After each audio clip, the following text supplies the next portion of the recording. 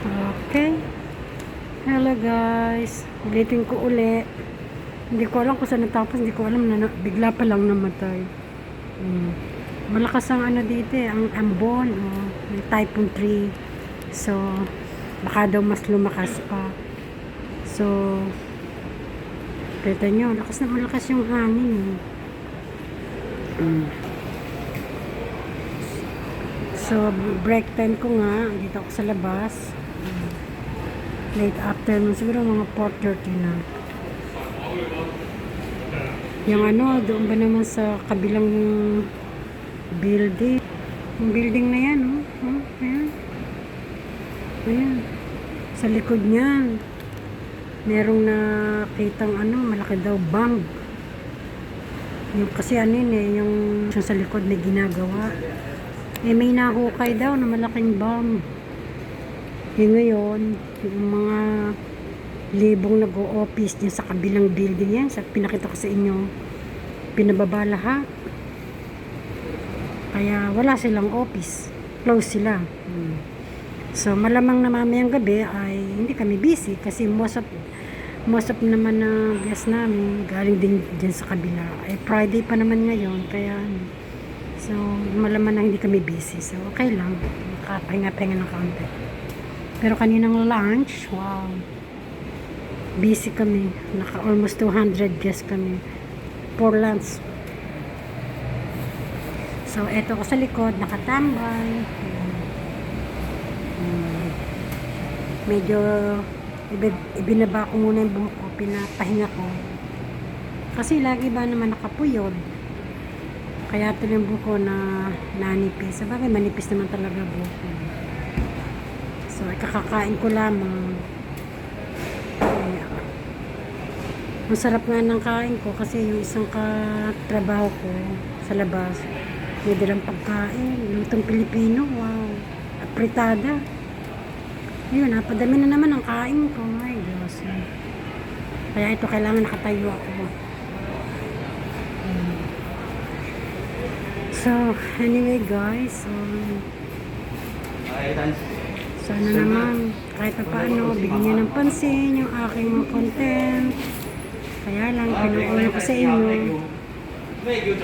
Hindi ako kasing galing nyo. So, ano pa ba ang sasabihin ko? Mamaya, babalik na ako sa trabaho. After 5 minutes. Dahil kong gagawin kasi nga, wala ako kahapon. Naka-off. Kaya, dami kong trabaho. Yung nga yun, malakas ang ambon yun. Malakas. Typhoon 3 pero malakas ang hangin. Wala, nag-evacuate na yung mga tao dun sa kabilang building. Dami pang pulis. Sa likod, dami. Samantalang pag sumabog yun, kahit kami dito, ano kami, yung damay na damay. Pag sumabog talaga yun. Nahukay daw ng construction. Kaya yun, ang daming pulis doon na nakabantay. Parang ang ghost town yung kabilang side.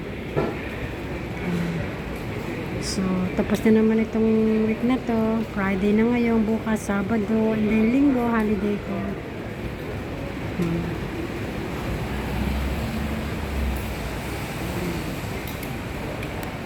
Siguro hinahanap nila ako sa labas. Nagtataka sila bakit ako'y wala. Kasi, lagi-lagi ba naman na pagkatapos ko kumain, mga 10 minutes lang doon, nasa pwesto na ako. Nag-i-start na ulit magtrabaho.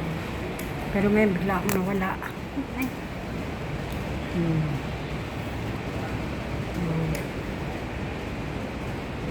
Kaya,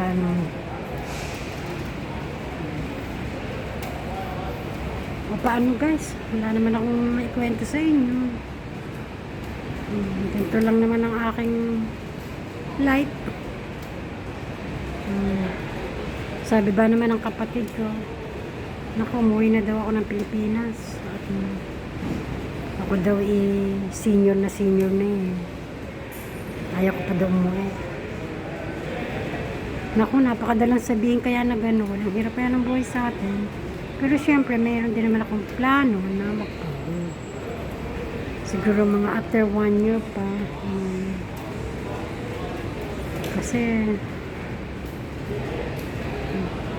hindi ko alam kung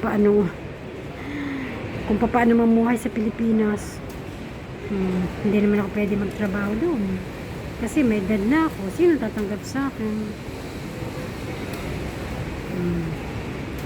So, ito namang asawa ko ay gusto rin niya mag-for-good. Gusto rin niya kasi naiinip na rin siya dito. Ganun. Sabi ko kung magano gusto ko sa Pilipinas talaga. Sabi ko magtanim-tanim ka na lamang doon. Okay naman daw sa kanya. Yun. Kaya siguro soon. Kaya lumber. Yeah. Huwag ka mag-alala. Magpupugod din ako soon. So, okay. So, see you then, guys. Love you, guys.